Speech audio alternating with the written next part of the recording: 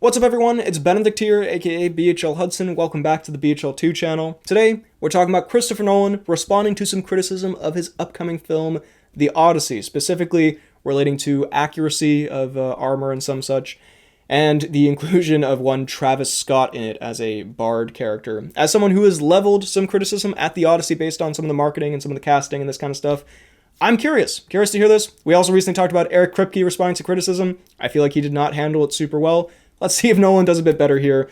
This comes to us from Variety via a series of interviews with Time Magazine here. This is the quote from Nolan. "There are Mycenaean daggers that are blackened bronze. The theory is they probably could have blackened bronze in those days. You take bronze, you add more gold and silver to it, and then use sulfur. With Agamemnon, Ellen Mirochnik, our costume designer, is trying to communicate how elevated he is relative to everyone else. You do that through materials that would be very expensive." Later in the article, this sort of relates to just accuracy and such. He says, "For Interstellar, you're looking at what is the best speculation of the future. When you're looking at the ancient past, it's actually the same thing. What is the best speculation and how can I use that to create a world? Hopefully, they'll enjoy the film, even if they don't agree with everything. We had a lot of scientists complain about Interstellar, but you just don't want people to think that you took it on frivolously." And I guess this also maybe refers to the Travis Scott stuff, which we'll talk about. First of all, I like your tone a lot more, Mr. Nolan, than Eric Kripke's. He's not being like, you're an idiot for not liking the thing. I like that he's sort of just saying, you know, these were the decisions we made, and I don't want people to think, even if you like disagree with it or don't like it, I don't want you to think that like we did it without thinking about it. Which I believe from Christopher Nolan, despite some problems I might have with some of his films, I believe he cares about, you know, the details and the accuracy. Does it always pan out with his films? Like sometimes there are a lot of stupid moments, but I feel like he has care for like, I don't know, the world and that kind of stuff. I think he cares about the films he makes. So I don't think he took it on frivolously. It doesn't mean it's not necessarily kind of stupid looking, but in terms of the stuff about the armor, I said this when I was watching the trailer. I'm not a historian, as I would guess a lot of people who complain about this stuff are not either. I don't know the accuracy of the armor. I don't know what it's supposed to look like in ancient times. The Odyssey, by the way, I know it's based in, you know, ancient Greece and whatnot. It's not a real story. It has monsters and cyclops and such. But I think this sounds reasonable enough. And again, I don't think he's like bullshitting this. I don't think he would just make this up. I'm sure they did some kind of research into this. So in terms of, you know, the blackened bronze or whatever look of the armor, I think there is some justification here that he has. And again, I'm not a historian, so I'll take your word for it. I think you can still complain that it looks dumb, like, just because it's blackened bronze, and, like, maybe the problem isn't exactly that it's blackened bronze, it could also be that, like, it looks like a, you know, Batman suit or whatever, but, I feel like, I don't know, this as an explanation, also the fact that it, you know, he ties it into some kind of storytelling thing where it's not just done because it looks cool, it's meant to communicate something about the character.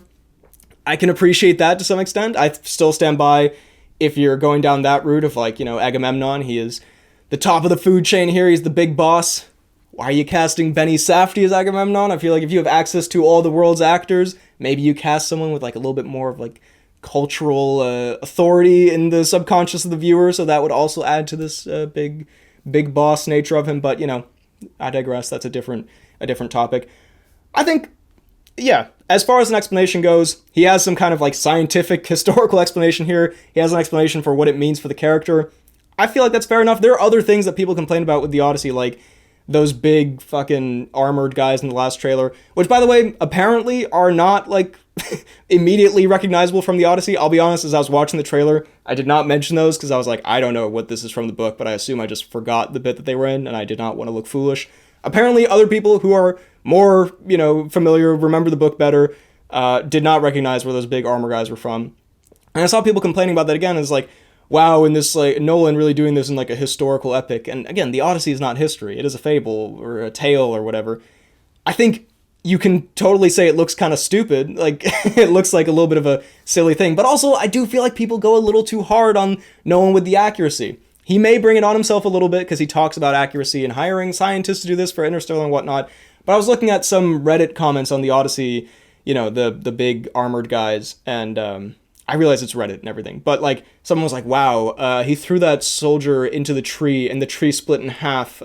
Great physics there, Nolan and whatnot. It's like, come on, bro. Like, are we really picking apart like these tiny details. I think you can say like, yeah, that armor looks stupid, those giants look stupid, Agamemnon, that's like a dumb look. But to be like, actually, if you threw someone against a tree, the tree would not split in half like that. It's like, it is still a movie. It's not like an actual science presentation. Nolan doesn't owe you like a 100% cinema sins proof, kind of thing. I guess I'm not trying to fence it, but I fall a bit in the middle where it's like, Nolan is not absolved of any criticism of his films, but also I feel like people do pick apart Nolan to a little bit of an annoying degree. However, I'm going to have some complaints here a little bit with his Travis Scott response. By the way, also, this video contains no images from the Odyssey, because whoever's doing the copyright for the Odyssey copyrights videos that just have still images in them from the trailers, which is not something you see super often on YouTube in my experience. But anyway, we get the Travis Scott burger image instead, so thanks, Odyssey copyright guy. Anyway, his response to Travis Scott being cast here. I cast him because I wanted to nod towards the idea that the story has been handed down as oral poetry, which is analogous to rap. Anyone who's been following Nolan's career knows okay, yeah, that's actually... Okay, that bottom part belonged to earlier. With the other quote, my bad. The Travis Scott thing. I kind of like what he's saying here. This is actually kind of a cool idea. That, because the idea of the Odyssey, that it wasn't written down, it's not like a book that Homer wrote himself. It was passed down via oral tradition, and it's sort of, did Homer even write it as a debate? Like, was Homer even like a guy or whatever? He's sort of this figure that it's attributed to. But it was passed down via oral tradition, which is kind of a cool thing to have. Comparing that to rap, I guess. Rap is sort of like poetry in the modern sense. That being said, though, Travis Scott, is it also maybe that you and Travis Scott clearly have some kind of connection because he worked on Tenet or whatever? He was part of the Tenet soundtrack. Because, I don't know, when I think of like, I'm not a rap expert or anything. I'm not trying to be the white guy who's like, actually, Kendrick Lamar is more of an oral poet than Travis Scott. But I don't know, like, Travis Scott of Jack Boys 2 fame, his most recent album, which was kind of ass, like, that's the guy who you're like, and actually this Travis Scott is like Homer, basically, in the modern sense, if you think about it. I know that's not exactly what he's saying. It's not really what he's saying at all.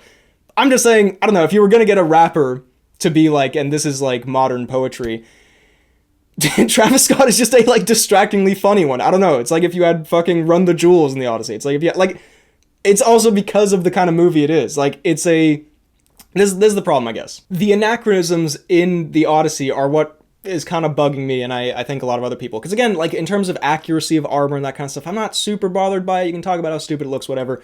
It's more like when Tom Holland says like, my dad is gonna get you or whatever, or like Matt Damon yelling, let's go, as they run on the battlefield. Like that feels, even the casting of Tom Holland and Matt Damon, again, I've talked about this, ad nauseum. They feel like modern actors. I don't really buy them in this ancient Greek world.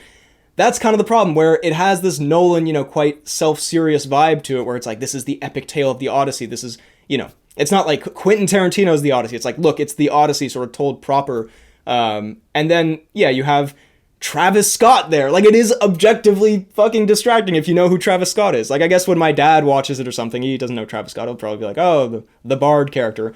But, like, when you're trying to get immersed in the world of ancient Greece, it's not so much the armor that's going to take me out of it. It's more when fucking Travis Scott appears in a scene. You know what I mean? Like, that is my problem with it. Also, and I can't say this for sure because we've only seen him say like one line, he doesn't seem like a great actor. I don't know, when he goes in the TV spot, he goes, war. Like, it doesn't seem super promising. So I feel like while this is a cool idea that poetry and rap, they're analogous, maybe who Travis Scott is, his celebrity distracting from the film, potentially his acting ability, I feel like that also comes into play a little bit here. So in terms of explanations, this isn't a bad one. And I'm sure this isn't like something he's making up. I mean, I'm sure like Travis Scott didn't slide him a $100 bill and be like, put me in the Odyssey, bro. And, now he's like, fuck, I have to think of some reason to do it. Oh, yeah, it's like poetry, I guess. Like, I'm sure this was a thought process, but I feel like there's other considerations here that I just talked about. So, yeah, those are my thoughts on the Travis Scott gate for the Odyssey. But, yeah, overall, I like Nolan's tone here. I feel like he's taking a reasonable approach to it where he's explaining things, but he's also like, if you have a problem with it, I just hope that that, like, we didn't do it because, like, we didn't fucking care. Like, and I'm sure they did take care here. Just some decisions that I still think there are some questionable aspects to. But anyway, what do you think of the Odyssey's Travis Scott casting and accuracy and some such. What do you think of Nolan's response here? Let me know all your thoughts down below in the comments. While you're at it, be sure to like this video, subscribe to the channel, check out my main channel, BHL Hudson, my podcast, The Poorly Planned Podcast, my letterboxd, Real BHL Hudson, and my Instagram, BHL_Hudson. Thank you for watching. I'll see you next time.